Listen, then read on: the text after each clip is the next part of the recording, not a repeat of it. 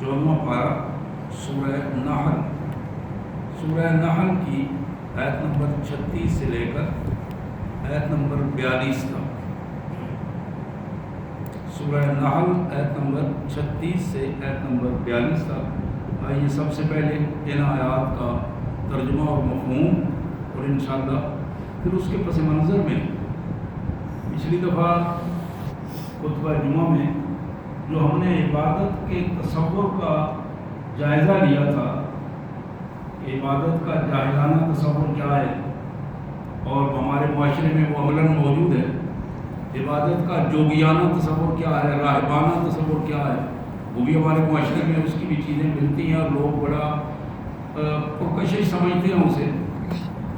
اس کے بعد ایک حقیقی چیز ہمارے سامنے آنی چاہیے تھی کہ عبادت کا جو اصل اسلامی تصور ہے وہ کیا ہے، قرآن نے عبادت کا کیا تصور دیا ہے، اسلام نے کیا تصور دیا ہے، محمد کریم صلی اللہ علیہ وسلم نے اس کا کیا حقیقی تصور دیا ہے۔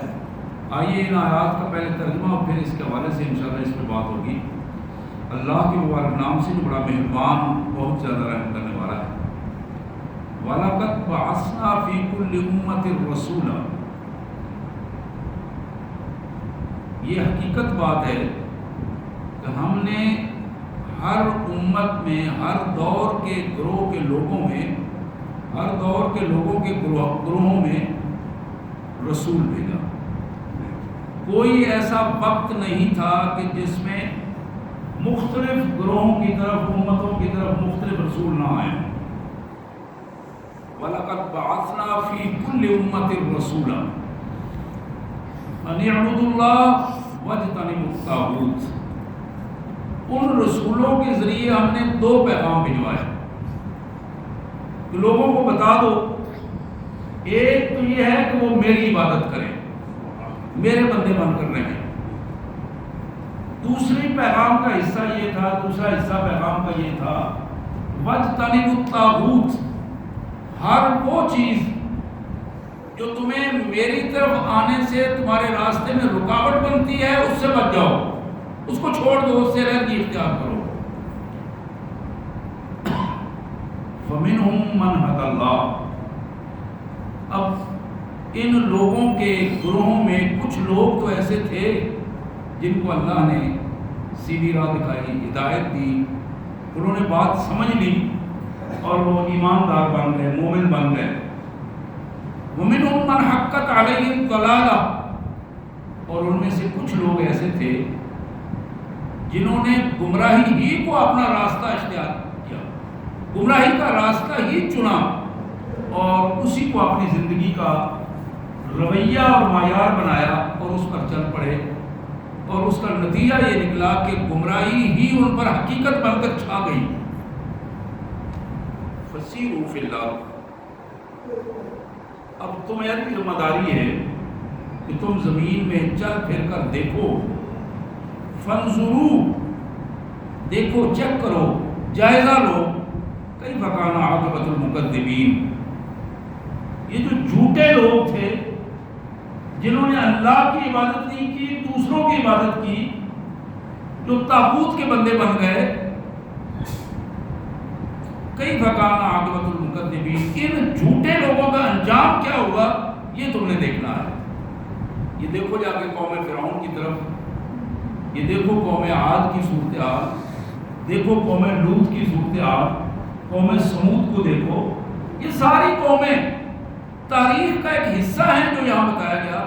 فانظروا، بس تم دیکھو، کیف کان عاقبۃ المکذبین، کہ ان جھوٹے لوگوں کا انجام کیا ہوا۔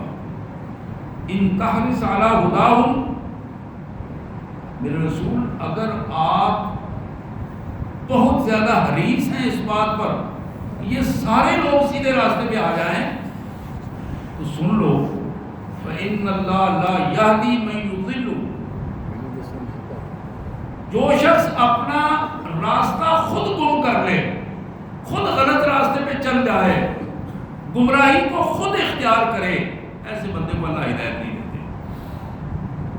فإن اللہ لا یہدی، اللہ اس کو ہدایت نہیں دیتے، من یضل، جو خود گمراہی کا راستہ چن لے، وما لهم لهم من ناصرین، اور پھر کل قیامت کے دن ان کا کوئی مددگار نہیں ہوگا.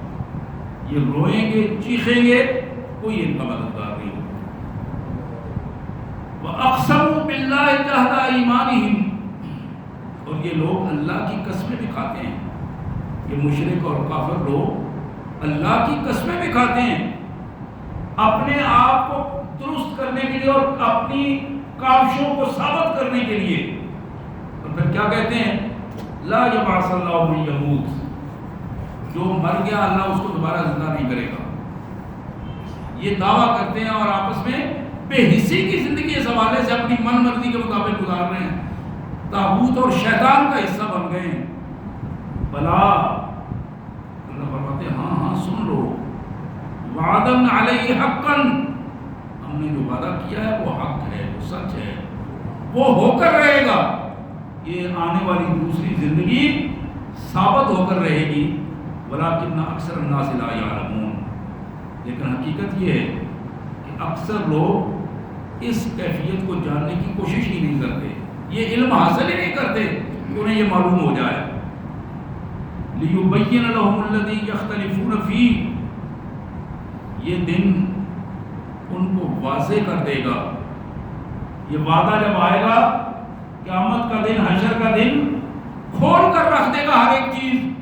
الَّذِي يَخْتَلِفُونَ فِيهِ، جس چیز میں یہ اختلاف کر رہے تھے، جھگڑتے تھے، دین کو بنیاد بنا کر ایک ایک چیز کھول کر ان کے سامنے رکھ دی جائے گی. وَلِيَعْلَمَ الَّذِينَ كَفَرُوا، اور یہ دن اس لیے بھی ضروری ہے تاکہ کافروں کو معلوم ہو جائے انہم کانوا کاذبین، کہ وہ جھوٹے تھے. وہ ساری چیز ان کے سامنے آ جائے. اب ایک قانون اللہ تعالیٰ ارشاد فرماتے ہیں، انما قولنا لشیء اذا اردناہ ان نقول لا، ہمارا حکم کسی چیز کے لیے بھی جب ہم اس کے کرنے کا ارادہ کر لیتے ہیں، اللہ فرماتے ہیں کہ ان نقول له، ہمارا حکم اس کے لیے صرف یہ ہوتا ہے کہ کن ہو جا، فیکون ہو جاتا ہے. جب بھی ہم کسی چیز کے کرنے کا ارادہ فرما لیں، اللہ فرماتے ہیں ان نقول له کن، ہم صرف اس کو حکم دیتے ہیں کہ ہو جا. کلمہ کن فیکون، وہ وجود میں آ جاتا ہے.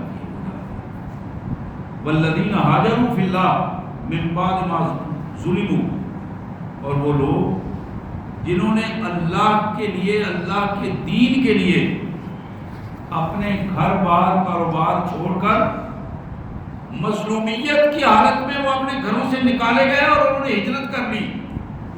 لنبوئنہم فی الدنیا حسنہ، ہم اس دنیا میں ان کو پہلے سے زیادہ اچھا گھر اور اچھا کاروبار دیں گے جو اللہ کے لیے یہ کام کریں گے. وَلَأَجْرُ الْآخِرَةِ أَكْبَرُ، اور آخرت کا اجر تو اس سے بھی بڑا ہوگا. لَوْ كَانُوا يَعْلَمُونَ، کاش کہ ان کو اس کا علم ہوتا، کاش کہ یہ اسے جاننے کی کوشش کرتے. اور حقیقت یہ ہے الَّذِينَ صَبَرُوا، جو لوگ اپنے دین پر ڈٹ گئے، صبر و استقامت سے اپنے دین پر ڈٹ گئے. وَعَلَىٰ رَبِّهِمْ يَتَوَكَّلُونَ، اور انہوں نے اپنے پروردگار پر توکل اور بھروسہ کیا، اللہ ان کو کبھی بھی اکیلا نہیں چھوڑے گا. سبحان اللہ وبحمدہ، سبحان اللہ العظیم وبحمدہ، نستغفر اللہ. وصلی اللہ علی النبی وعلی آلہ واصحابہ وبارک وسلم. حضرات، یہ آیات تھی 14ویں پارے میں، سورہ نحل کی آیات ہیں، آیت نمبر 36 سے لے کر آیت نمبر 42 تک میں نے آپ کو سمجھایا.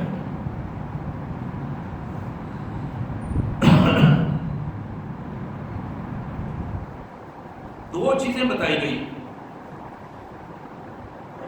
جن دو چیزیں بتائی گئی جو ہدایت کا معیار ہیں، جو آخرت کی زندگی کو آسان کر دیں گی اور جنت کو آسان اور جہنم کو حرام کر دے گی. ان میں سب سے پہلی چیز عبادت ہے. دوسری چیز یہ ہے طاغوت سے بچ کر رہنا. ان اعبدوا اللہ واجتنبوا الطاغوت. پچھلی دفعہ ہم نے سورہ نور کی آیات تلاوت کی تھی، جس میں کائنات کے مالک نے فرمایا تھا کہ اگر تم یعبدوننی ولا تشرکوا بی شیئا، اگر تم میری عبادت کرو اور میرے ساتھ ذرہ برابر بھی شرک نہ کرو تو میں اس دنیا میں تمہیں دنیا کا حکمران بنا دوں گا، دنیا کی حکمرانی کے ساتھ تمہارے دین کو ہم دنیا پر غالب کر دیں گے، اور پھر تمہارے خوف کو ہم امن میں بدل دیں گے۔ اس پہ بات ہوئی تھی پچھلی دفعہ۔ آج اسی بات کو قرآن دوسرے رنگ میں ہمارے سامنے پیش کرتا ہے کہ ہم نے جتنے رسول بھیجے ہیں وہ سارے کے سارے رسول اور انبیاء کرام ایک پیغام لے کر آئے کہ اللہ کے بندے بن جاؤ اور طاغوت سے بچ جاؤ۔ حضرات، اس پہ بات ہو رہی تھی کہ اللہ کی بندگی کیا ہے؟ کیا وہ جاہلانہ تصور ہے، محض پوجا پاٹ کا نام ہے، انسانوں کو معبودوں پر قیاس کرنا اور انسانوں کے حضور چڑھاوے چڑھانا، انسانوں کے سامنے ان کا غلام بن کر بیٹھ جانا اور ان کے سامنے سجدہ ریز ہونا، کیا یہ عبادت کا نام ہے؟ اسلام نے اس کو یکسر مسترد کر دیا ہے۔ انسان اللہ کے بندے ہیں، انسان کسی بھی دوسرے انسان کا معبود نہیں ہو سکتا۔ حضرات، اس جاہلی تصور کو جناب ربی بن عامر رضی اللہ تعالی عنہ جو کمانڈر تھے، غالباً سیدنا فاروق اعظم رضی اللہ تعالیٰ عنہ کا دور مبارک اور رستم کا دربار اور ایران کی فوجوں کی طرف رستم کے دربار میں وہ پیغام لے کر گئے اسلامی حکومت کی طرف سے، تو تاریخ میں جو اس کا منظر بیان کیا گیا ہے وہ بڑا عجیب ہے کہ میلوں میں رستم کا دربار لگا ہوا تھا اور اس کے نیچے ایرانی قالین جو دنیا بھر کی مشہور قالین ہے وہ بچھے ہوئے تھے۔ رستم کا سٹیج بالکل آخر پہ اور اس کی دونوں طرف اس کے بڑے بڑے فوجی اور سول بیوروکریٹ سارے بیٹھے ہوئے تھے اور ننگی تلواریں لیے ہوئے، سائڈوں پہ چاروں طرف سے سیکورٹیز نے گھیرا ہوا تھا۔ ان حالات میں ایک اللہ کا بندہ اکیلا اس دربار میں داخل ہوتا ہے۔ اس پوزیشن میں اس کی سواری اس کے کندھے کو، سواری کی رسی اس کے کندھے کے اوپر ہے، کندھے میں ڈالی ہوئی ہے، ہاتھ میں نیزہ ہے اور تلوار گلے میں لٹکی ہوئی ہے، اور نیزے کی انی سے وہ ان قالینوں کو پھاڑتا ہوا درمیان سے گزر کے جا رہا ہے۔ اب ذرا غور کیجیے اس منظر کا، یہ عام سا منظر نہیں ہے، یہ عام منظر نہیں ہے۔ آپ یقین کریں کہ اس پہ ذرا آپ پورے منظر کشی جس طرح کی ہے اس پہ ذرا غور کریں تو آپ حیران ہو جائیں گے۔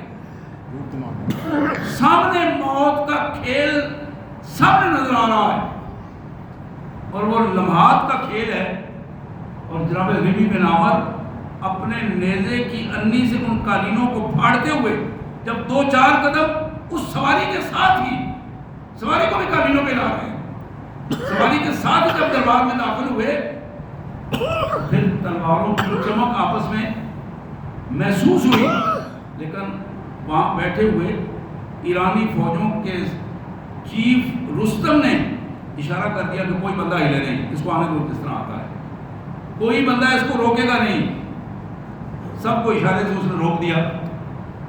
اب جناب ربی بن عامر آ رہے ہیں رضی اللہ تعالی عنہ، اپنی سواری کو ساتھ لے کے آ رہے ہیں اور سواری کو لا کر اس دربار میں بیٹھے ہوئے جو سب سے بڑا بیوروکریٹ تھا اس کے پیچھے جو گدیلا تھا اس کے ساتھ اس کو باندھ دیا،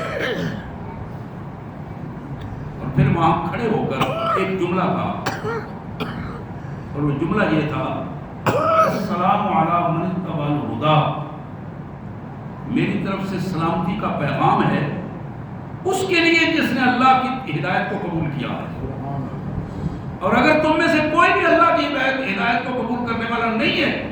تو میری طرف سے اس کے لیے سلامتی کا پیغام نہیں ہے۔ السلام علی من اتبع الہدی، یہ الفاظ کہتے ہوئے ابھی آپ اسی کیفیت میں تھے کہ رستم نے پہلا سوال کیا کہ آنے والے کیا تم بتا سکتے ہو کہ تمہارے ہاں کہیں بھی کسی بڑی شخصیت کے دربار میں آتے ہوئے کوئی آداب نہیں ہے، کوئی ایٹیکیٹس تمہیں معلوم نہیں، تمہیں نہیں پتا کہ قوموں کے طریقہ کار کیا ہوتے ہیں، بڑوں سے کس طرح ملتے ہیں اور کس طرح آتے ہیں اور کیا ایٹیکیٹس ہوتے ہیں؟ اب یہ سوال بھی بڑا اہم سوال تھا اس ماحول میں جہاں ننگی تلواروں کی چمک نظر آ رہی ہو، اور اس ماحول میں بیٹھا ہوا سب سے بڑا بااختیار انسان اس سے پوچھ رہا ہے اور اس کا جواب دینے والا جواب دیتا ہے ہاں ہمارے ہاں ماحول ہے، ایٹیکیٹس ہیں، قوانین ہیں، ہمیں طریقہ سکھایا گیا ہے۔ الفاظ تھے فینا رسول اللہ، ہمارے یہاں بادشاہ بھی نہیں ہے، کوئی چیف آف آرمی اسٹاف نہیں ہے، کوئی بیوروکریٹس نام کی کوئی چیز نہیں ہے، فینا رسول اللہ، ایک ہی شخصیت ہے اور وہ اللہ کے رسول ہے، فینا رسول اللہ صلی اللہ علیہ وسلم، ہمارے پاس اللہ کے رسول ہیں جو ہم میں بیٹھتے ہیں، ہمارے ساتھ کھاتے ہیں، ہمارے ساتھ پیتے ہیں، ہمارے ساتھ نماز پڑھتے ہیں، اور ہمارے لیے سب سے بڑا جو ایٹیکیٹس کا طریقہ کار ہے، عادات و اخلاق اور آداب ہے، وہ محمد کریم صلی اللہ علیہ وسلم نے جو ہمیں سکھائے ہوئی ہے۔ اب اس نے یہ بات سن کر ایک دفعہ پریشان ہوا، وہ گھبرا گیا کہ جس سے ہم گھبرا رہے ہیں، جس کا ہم نام سن رہے ہیں، کیا اس کی کیفیت یہ ہے کہ وہ اپنے لوگوں میں اس طرح اٹھتا بیٹھتا ہے؟ کوئی لوگوں پر روک تھاپ اور وہ جو ہڈوں بچوں کی کیفیت ہے وہ نہیں ہے۔ اب اس نے دوسرا سوال داغا کہ نوجوان یہ بتاؤ کہ تمہارا وہ رسول جس کا تم نے ذکر کیا ہے وہ کیا کہتا ہے، اس کی کیا دعوت ہے، اس نے تمہیں کیا کہا ہے، وہ چاہتا کیا ہے؟ تو وہاں دو جملے جناب ربیع بن عامر رضی اللہ تعالیٰ عنہ کی تاریخ میں موجود ہیں۔ آپ نے فرمایا میرے پیارے رسول صلی اللہ علیہ وسلم، ہمارے آقا، ان کی دعوت یہ ہے، یہ الفاظ رسول اللہ صلی اللہ علیہ وسلم کے ہیں، ادعوکم الی عبادت اللہ من عبادت العباد، تمام انسانوں کے لیے محمد رسول اللہ کی یہ دعوت ہے کہ لوگوں آؤ، میں تمہیں بندوں کی بندگی سے نکال کر وحدہ اللہ شریک کی بندگی میں دینا چاہتا ہوں، میں تمہیں وہ راستہ دکھانا چاہتا ہوں کہ اللہ نے جو تمہیں شرف دیا ہے، شرف دیا ہے، انسانیت کا شرف دیا ہے، اللہ نے جو فرشتوں کو تمہارے حضور جھکایا ہے اور تمہیں بہت بڑا شرف دیا تھا، اس شرف کا تقاضا یہ ہے کہ تمہاری پیشانی وحدہ اللہ شریک کے علاوہ کسی کے سامنے جھکنی نہ پائے۔ ادعوکم الی عبادت اللہ من عبادت العباد۔ دوسرا جملہ جناب ربیع بن عامر رضی اللہ تعالی عنہ نے بیان فرمایا اور پوری جرأت سے کہ میرے آقا صلی اللہ علیہ وسلم کی یہ بھی دعوت ہے، یہ بھی آپ کا ارشاد ہے، ادعوکم الی ولایت اللہ من ولایت العباد، لوگوں میں تمہیں بندوں کی بادشاہی سے نکال کر وحدہ اللہ شریک کی بادشاہی میں دینا چاہتا ہوں۔ یہ جو تمہیں جھوٹے حکمران، یہ جو تمہیں بدقماش حکمران، غنڈہ مزاج حکمران، چور اچکے حکمران، یہ جو تمہارے حقوق کو کھانے والے اور حقوق کو ختم کرنے والے اور بنیادی حقوق کو تاراج کرنے والے، تمہاری عزتوں پہ کھیلنے والے اور تمہارے ٹیکسوں پہ اپنے خزانوں کو بھرنے والے ایسے حکمرانوں کی زندگیوں سے نکال کر میں چاہتا ہوں کہ آؤ تم میرے ساتھ اور وحدہ لا شریک کی حکمرانی میں آ جاؤ، اللہ کی بادشاہی میں آؤ، اس کے قانون کے مطابق عمل کرو گے تو تمہاری زندگی خوشیوں بھری زندگی ہوگی، اس دنیا میں بھی اور آخرت میں بھی۔ حضرات، یہ وہ منظر تھا جو اللہ کے رسول صلی اللہ علیہ وسلم کے حوالے سے قرآن نے ہمارے سامنے رکھا۔ وَلَقَدْ بَعَثْنَا فِي كُلِّ أُمَّةٍ رسولا، ہم نے ہر امت میں رسول بھیجا ہے اور اس رسول کے ذریعے یہ پیغام دیا ہے ان اعبدوا اللہ، کہ لوگوں اللہ کے بندے بن جاؤ، اللہ کی عبادت میں آ جاؤ، واجتنبوا الطاغوت، اور طاغوت سے بچ جاؤ۔ تو میں بات کر رہا تھا کہ جو جاہلی عبادت کا تصور ہے، بندوں کا جانوروں کے سامنے جھک جانا، انسانوں کے سامنے جھک جانا، قبروں کے سامنے جھک جانا، ایسے انسان کہ جن کو خود انسان اپنے انداز میں دنیاوی زندگی میں کوئی اہمیت نہ دیتا ہو، اس کو دینی اعتبار سے کوئی اہمیت دے کر اپنے دینی عقائد کو مجروح کر لینا، یہ جاہلی تصور ہے عبادت کا، جسے دین اسلام نے یکسر مسترد کر دیا ہے۔ دوسری بات جو پچھلی جمعے ہوئی تھی وہ عبادت کا راہبانہ تصور تھا، جوگیانہ تصور تھا۔ اس میں تفصیل سے بات ہوئی کہ اللہ تب ملتا ہے جب الگ ہو جاؤ، تم دنیا چھوڑ دو، کاروبار چھوڑ دو، آبادیوں سے نکل جاؤ، تو پھر تمہاری ملاقات اللہ سے ہوگی۔ چلا کشی کرو گے، باہر نکل جاؤ، انسانوں سے مت ملو، شادی مت کرو، کھاؤ پیو مت، نہاؤ مت، گندے رہو گے، الگ تھلگ رہو گے، بالوں میں کیڑے پڑ جائیں۔ یہ شیطان مل جاتا ہے لیکن اللہ نہیں ملتا۔ ان معاملات میں شیطان سے ملاقات ہوتی ہے، اللہ سے ملاقات نہیں ہوتی۔ یہ جوگیانہ تصور، راہبانہ تصور، جس کو ظالمانہ انداز میں مستشرقین نے اپنے آپ کو اسلام کا ہمدرد ثابت کر کے ظالمانہ انداز میں ایک تصوف کا رنگ بنا کر پیش کیا، صوفیزم کا رنگ بنا کر پیش کیا۔ اسلام اس صوفیزم کے جاہلانہ رنگ کو یکسر مسترد کرتا ہے۔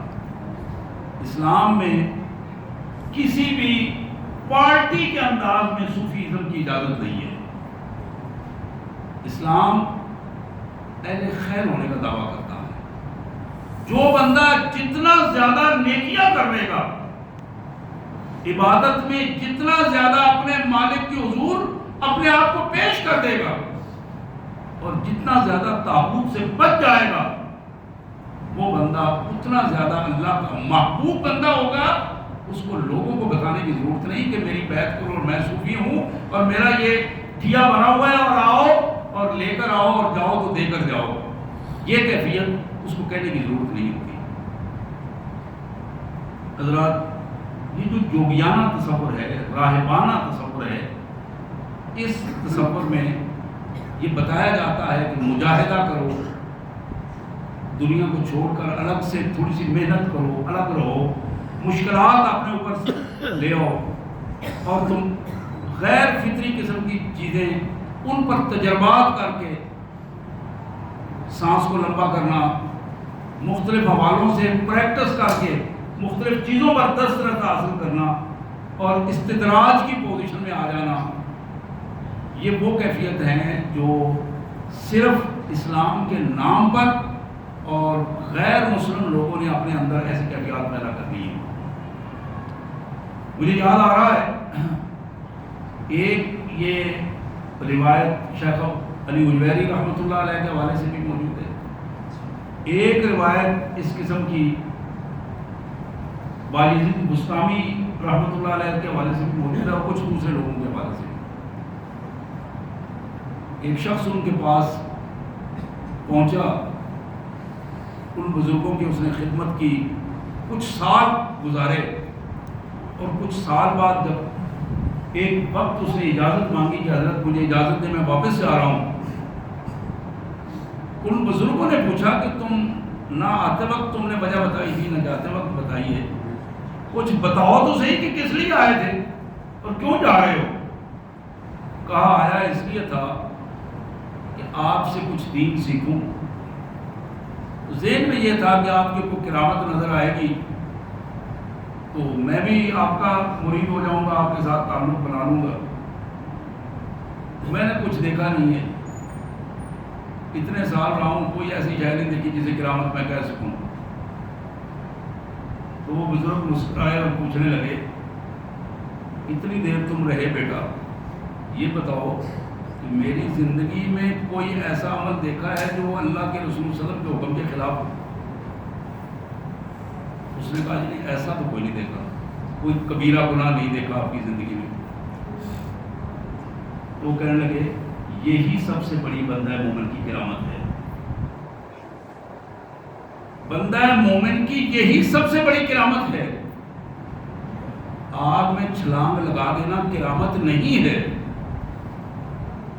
اور کسی بندے کی یہ سٹیمنا ہو سکتا ہے، کوئی کیمیکل ہو سکتے ہیں، لیکن اس کی حقیقت اس انداز میں کرامت کے انداز میں نہیں۔ کرامت کا تعلق اللہ تبارک و تعالیٰ کے حکم سے ہوتا ہے، اور کسی میں کسی فرد میں بھی، یہاں تک کہ اللہ کے نبی بھی خود معجزہ دکھانے کی طاقت نہیں رکھتے۔ جب اللہ کا حکم ہوتا ہے پھر اللہ کے نبی معجزہ دکھاتے ہیں، اللہ سے درخواست کرتے ہیں، اللہ اس معجزے کو عملاً پیش کرتا ہے، انہیں لا دیتا ہے۔ بالکل اسی طرح اگر کوئی اللہ کا نیک بندہ کسی خارق عادت کوئی چیز ان سے ظاہر ہوتی ہے تو اللہ کے حکم سے ہوتی ہے، اس بندے کی اپنی کوئی ایسی چیز نہیں ہوتی کہ جب وہ چاہے تو ایسا کچھ ہو جائے۔ حضرات،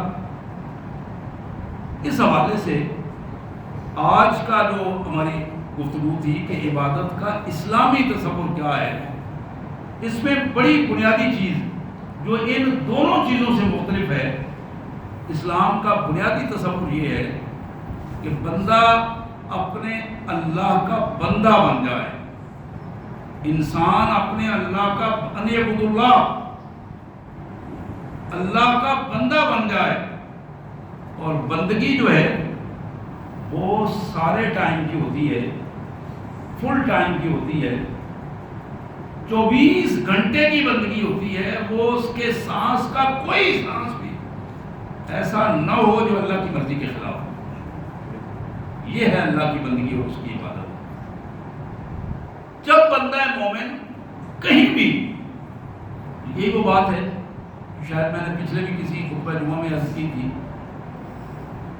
ایک موقع پر نبی رحمت صلی اللہ علیہ وسلم اپنے ساتھیوں کو گناہ اور عبادت کے تصور کو سمجھاتے ہوئے ارشاد فرما رہے تھے۔ آپ نے فرمایا کہ ایک بندہ خالصتاً اپنی ذاتی خواہش کو مکمل کرنے کے لیے اپنے اہل خانہ کے پاس جاتا ہے، اللہ تبارک و تعالیٰ اس کو گناہوں سے بچنے کی بھی توفیق دیتے ہیں، اور اس کا وہ عمل اس کے لیے اجر کا باعث بن جاتا ہے۔ صحابہ کرام بڑے حیران ہوئے اس بات پر کہ اللہ کے رسول صلی اللہ علیہ وسلم کیا بندے کی اپنی ذاتی خواہشات پر بھی اسے اجر ملتا ہے؟ کہا ہاں۔ پھر آپ نے ایک سوال کیا ان سے، میرے ساتھیوں یہ بتاؤ، اگر کوئی بندہ اللہ کی مرضی سے ہٹ کر اس کے خلاف کوئی گناہ کا کام کرتا ہے تو کیا اسے سزا ملے گی یا اس کو اجر ملے گا؟ سزا ملے گی۔ مطلب ایک مثال ہے، ایک بے حیا آدمی بدکاری کر دیتا ہے، اب اسلام اس کے بارے میں یہ فیصلہ دیتا ہے کہ اگر وہ شادی شدہ ہے تو اس کو پتھر مار مار کر رجم کر دیا جائے، اور اگر وہ غیر شادی شدہ ہے اس کو 100 کوڑے مارے جائیں۔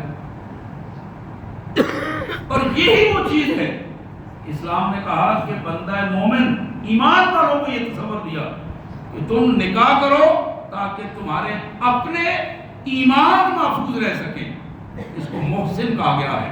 نکاح کرنے والے کو محسن کہا گیا ہے، جو کلا بند ہے، اور اللہ تعالیٰ اس کے ایمان کو بچا کر برائیوں سے اسے بچا دیتے ہیں، نظروں کے اندر نظروں کی حفاظت پیدا ہوتی ہے۔ ایمان یہی اس کا پیغام ہے۔ تو یہاں بالکل اس کیفیت کو بتایا کہ ایک بندہ مومن جہاں بھی ہو خالص طرح اپنا کاروبار کر رہا ہو، دکان پہ بیٹھا ہے، ترازو اس کے ہاتھ میں ہے، اور وہاں وہ تو قرآن شریف نہیں پڑھ رہا، وہاں نفل تو نہیں پڑھ رہا، وہاں روزہ حج وہ عبادات کی جو معروف چیزیں اس کے سامنے نہیں ہیں، وہ تو کاروبار ہے، سودا بیچ رہا ہے اور پیسے لے رہا ہے۔ لیکن محمد کریم صلی اللہ علیہ وسلم نے فرمایا کہ اگر وہ اپنی دکان پہ بیٹھ کر اللہ کے حکم کی پابندی کرتا ہے تو پھر وہ شخص عبادت کر رہا ہے۔ اور محمد کریم صلی اللہ علیہ وسلم نے فرمایا التاجر الصدوق الامین مع النبیین یوم القیامہ، وہ کاروبار کرنے والے لوگ جو سچائی اور دیانتداری سے کاروبار کریں، کل قیامت کے دن وہ اللہ کے نبیوں کے ساتھ ان کا حشر ہوگا۔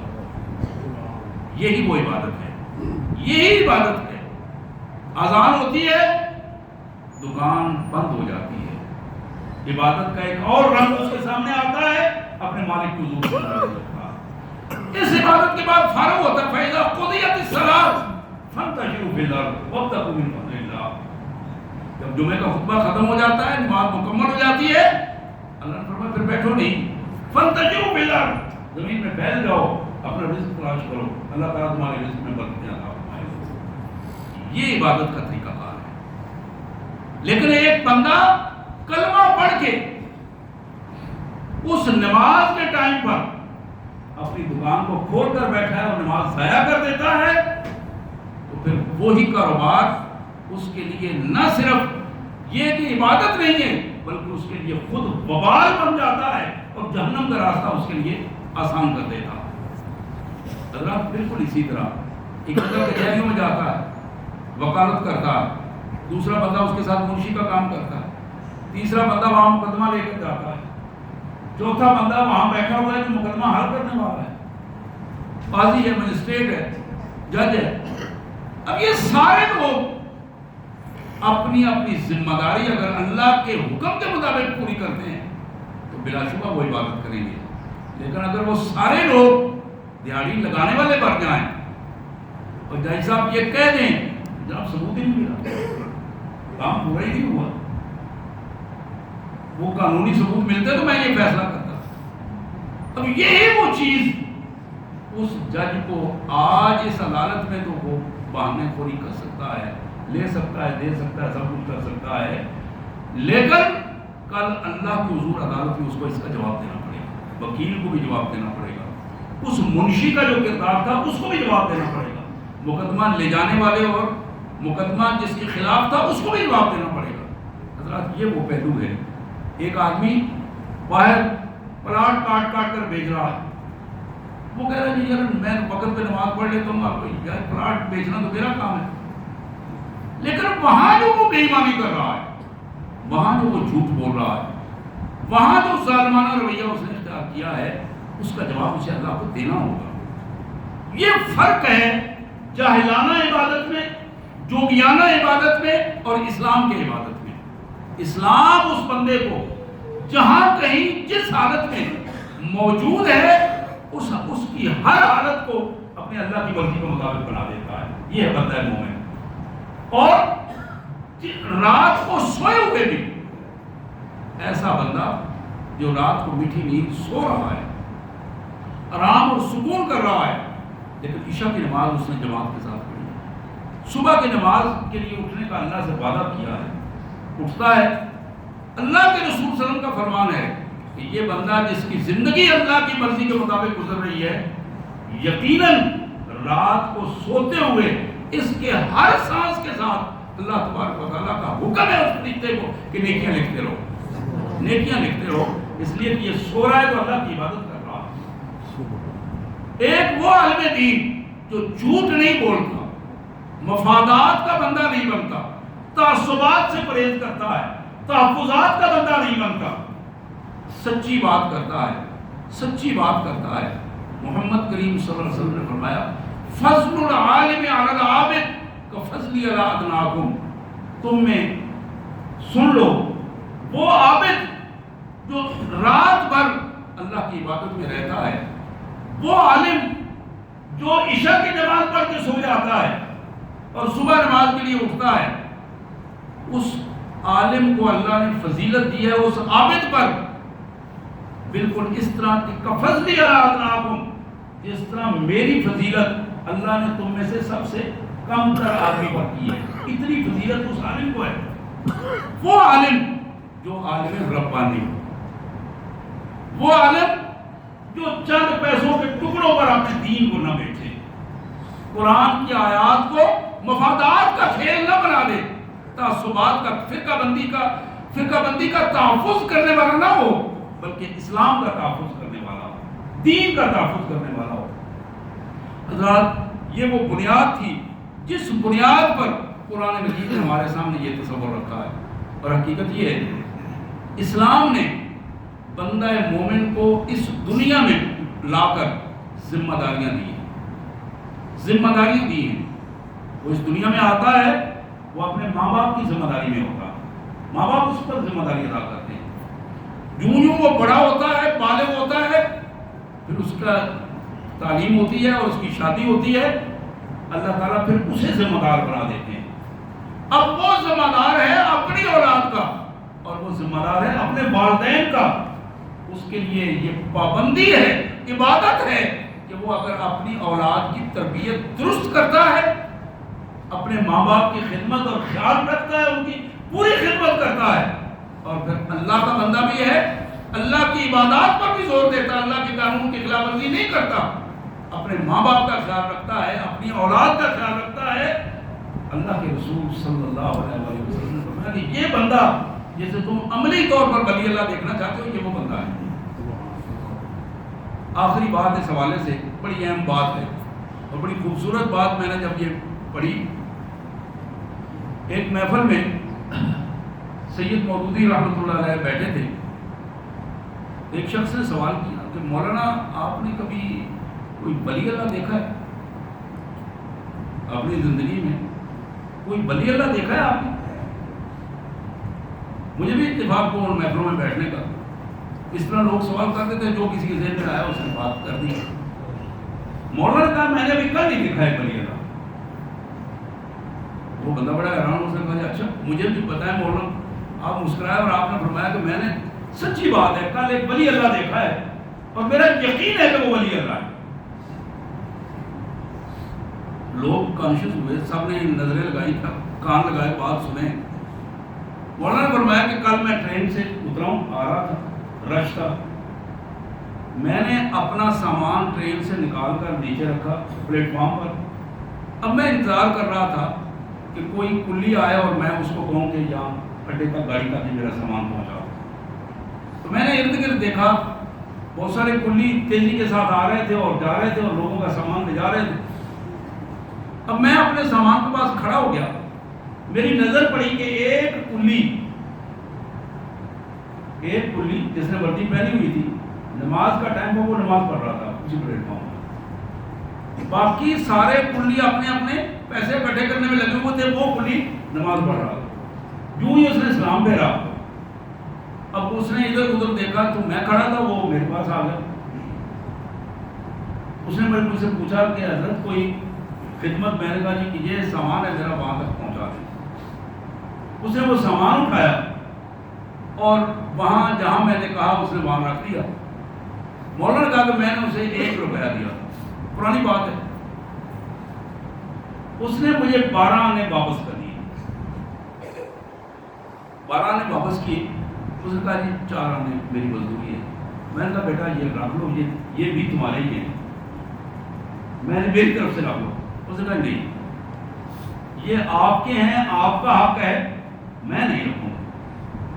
میری مزدوری 4 آنے تھی، میں تو ابھی اپنے مالک، جو میرا مالک ہے، میرا رزق دینے والا ہے، میرا ذمہ جس نے لیا ہوا ہے، میں تو ابھی اس کے دربار سے ہو کے آ رہا ہوں۔ جو میرا حق اس نے بتایا تھا مجھے بتایا ہوا ہے قانونی طور پر میری 4 آنے بنتے، میں 5واں آنا نہیں ہوں گا۔ مولانا کہنے لگے خدا کی قسم، میرے وجدان نے کہا یہ بندہ وقت کا ولی اللہ ہے، جو حرام کھانے والا ہے، اللہ کا حق بھی ادا کرتا ہے اور بندوں کا حق بھی ادا کرتا ہے۔ میرے بھائیوں، آج کی ہماری اس پوری گفتگو کا مفہوم یہ ہے کہ اگر ہم عبادت کرنا چاہتے ہیں اللہ کی، تو پھر ہماری زندگی کا کوئی لمحہ بھی ایسا نہیں جو میری مرضی کے مطابق میری زندگی گزرے، ایسا کوئی لمحہ نہیں ہونا چاہیے۔ میری زندگی کا ہر لمحہ میرے مالک کی مرضی کے مطابق ڈھل جائے، یہ ہے عبادت اور یہ ہے کامیابی کا راہ۔ اللہ میں اس کی توفیق عطا فرمائے۔ باقی دعوانا الحمدللہ رب العالمین۔